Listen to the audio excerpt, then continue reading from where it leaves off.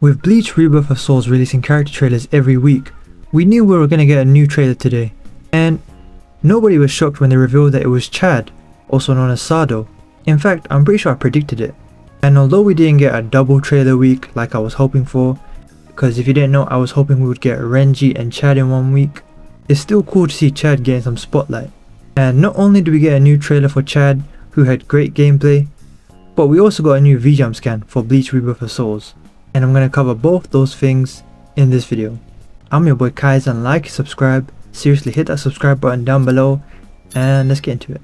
So as usual, they follow the same format. It starts off with some visuals saying Bleach Rebirth of Souls, and for Chad it says gentle giant, and then it says some Spanish words. I'm not sure what it says, I actually failed Spanish. Brazo derecho del gigante, something about giant, and quietness and fists and some stuff like that. And for Chad's character description, it says a powerful fighter with deadly fists. He's a gentle giant with a fervent vow hidden behind his quietness. And of course you got your usual cool visuals of Chad. And then as usual it says, accept your soul, reverse fate. Get ready, it's on. And we see Chad boxing up Uryu in this case. And straight off the bat, after just like one or two punches, it says his signature move. And no surprise they went with the Hispanic route or Spanish route. His signature move is called Agresión. And sorry if I get the pronunciation wrong, by the way. So the description for this move goes as follows. And by the way, the visuals will be on screen now. It says a powerful blow can be charged, unleashing significant damage regardless of the opponent's defense. So it's basically got piercing attack, piercing battle damage, which if you don't know what that means, it means the defense of your opponent doesn't matter. And I'm wondering, does that mean like even if they're blocking or what? Or does it mean like regardless of the opponent's defense stats? But yeah, then it says the closer the opponent is, the more powerful the attack becomes. So if you're too far away and you try and keep it safe, it's not going to be as effective. But honestly, if you're playing against Chad, it means you want to play up close. And then yeah, you can see him like charging it up, his fist is glowing like white, bluish white, and then he launches it. Next they quickly go into spiritual pressure move number 1, and that's Alerta. And the description goes as follows. The attack power and the charge speed of Chad's signature move are increased for a period. So this move just like helps out his signature move, and I find that like funny, but honestly it makes sense because in the show he was a pretty simple character. He just, you know, charged his fist at full power. So these other moves seem to just contribute to that. Like this is really just a power up move. It's kind of like I was thinking of Kaioken when I first read this. So I guess really you just do the signature move faster and with more power, but it wears off of course.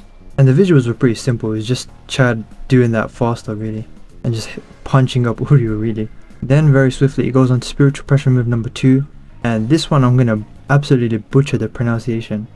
I think it says contra take. I know a lot of like Spanish people, Mexican people, they're gonna be angry at me, but I apologize, please don't hate me. Contra take. And the description goes as follows. Releases an uppercut that can catch an opponent's attack and increase the uppercut's power dramatically. So if I'm understanding this correctly, in itself it's a very simple move. It's literally just an uppercut, but if you time this right and purposely do it as your opponent is launching an attack towards you, not only does it seem to, I think, cancel out their attack, but it increases the power of your attack significantly. And maybe the more powerful the attack they were launching is, the more powerful the punch is. I mean, it's hard to tell for sure because in the visuals that they revealed, Uryu is not really doing much. I think in one of them he was just hitting Chad, and then the other one he wasn't hitting him at all. So yeah, eventually we'll get like proper gameplay. These are just the most bare minimum like descriptions and visuals. Then it says reverse fate, of course, as usual. And then we have Chad's awakening.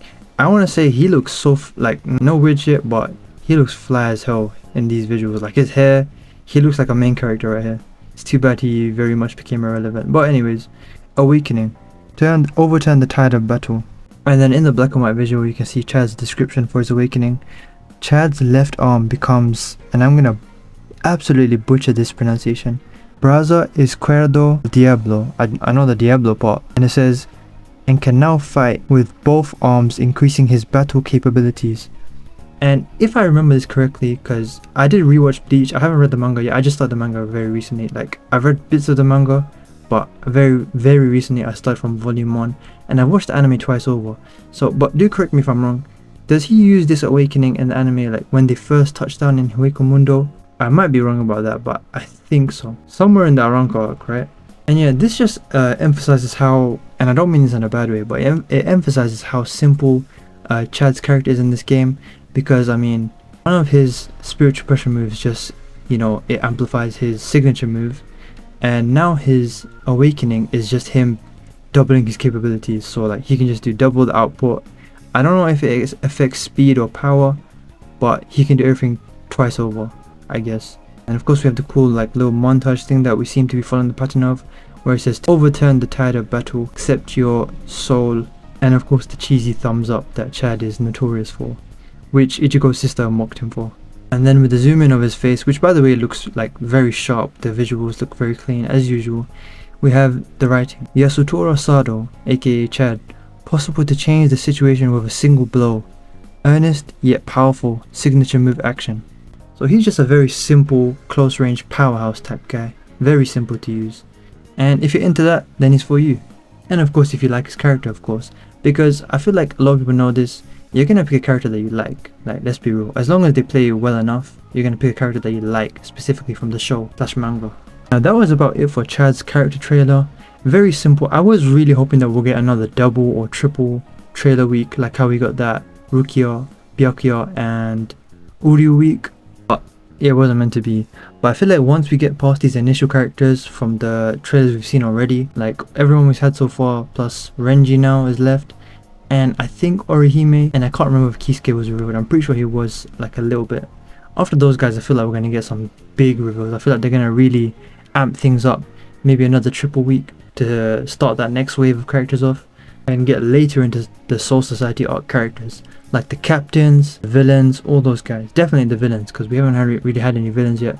And maybe some holos, because there's still the debate that people aren't sure of is the Grand Fisher can be playable. I doubt the Menos Grande will be playable. I mean, it won't. I'll be shocked if that's playable, but you know, eventually we'll get Aizen, we'll get Gin, we'll get all the others, you know.